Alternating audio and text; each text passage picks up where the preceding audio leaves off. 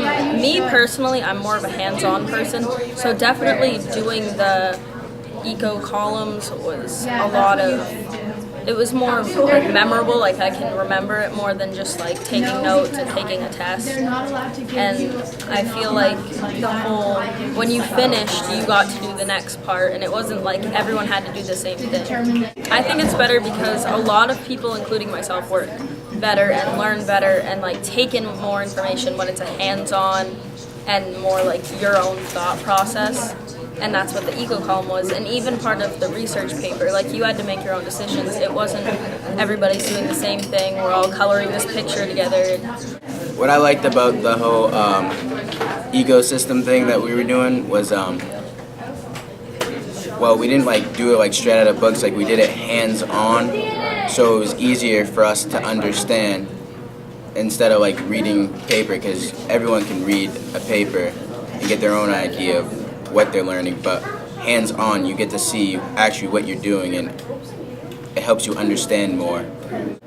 What I liked about it is it's more hands-on. It helps me with my learning disability, because doing things with books, you're just reading it and you're just like, I'm not really understanding concepts. If you do it hands-on, you get more muscle memory into things, or you understand how things are working, so it gets through your brain quicker. So I like how we did that, and how we did things like, oh, this is happening now, what happens, we're learning things that are happening like in our century, learning, oh, this happens in the outside world, and it helps us with what we're going to have to do later on, so it shows us our effects instead of saying, oh, pictures.